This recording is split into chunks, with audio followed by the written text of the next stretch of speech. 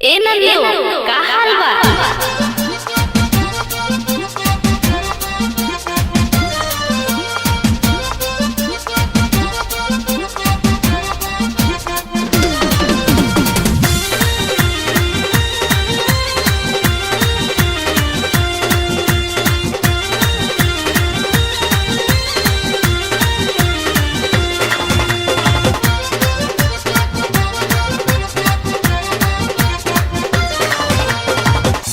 अरे ये हमर दुलरो भौजी सुतले हम रहती बैठ बैठ के रहती टीवी के सीरियल दिन रात हम देखती। ए ससुरा में काम मन कर कबहू न करती, ससुरा के काम मन कर कहू न करती, ससुरा मन कर कबहू न करती।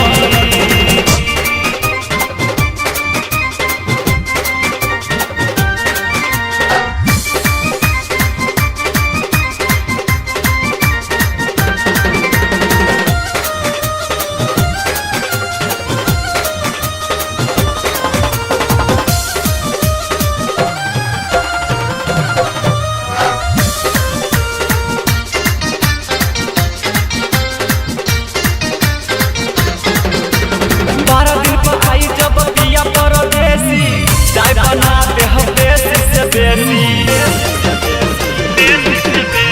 12 दिन पर आई जब पिया परदेसी, चाय बना दे हम देश से बेसी।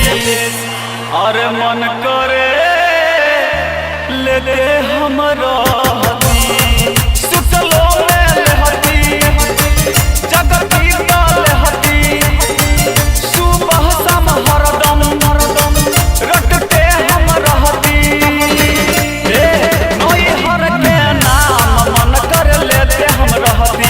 ससुरा में काम मन कर कबहू न करती, ससुरा के काम मन कर कहू न करती।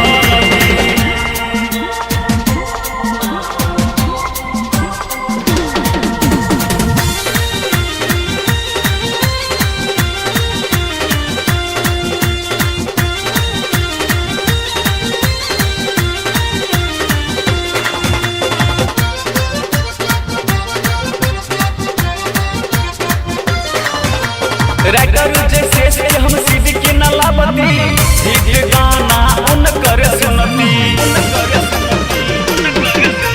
सिंगर जैसे से हम सीधी की न लाबती, हिट गाना उनकर सुनती। अरे हमर सुनरो भौजी फैशन में डूबती नहीं हर दे सखी के संग में सिनेमा जैती। ससुरा में काम मन करे कहू न करती, नई हर के नाम मन कर लेते हम रहती, ससुरा में काम मन कर कबहू न करती।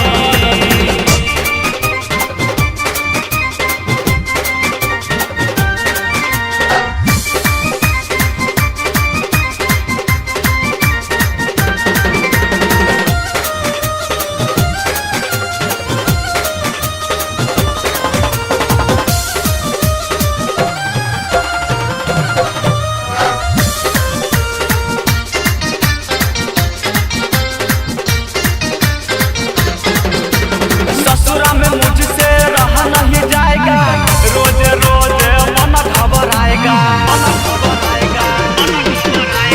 ससुरा में मुझसे रहा नहीं जाएगा, रोज रोज मन घबराएगा। और मन करे नहीं रे जे रहती चूल्हा नहीं फूकती अंगना न बहरती, सासू जी के कहल कहू नहीं करती। नई हर के नाम मन कर जपते हम रहती, ससुरा में काम मन कर कबहू न करती, ससुरा के काम मन कर कहू न करती। ऐसने हमहू तोहरा भैया जी के घरे करम त ठीक होई नी। ए नंदू का हाल बा?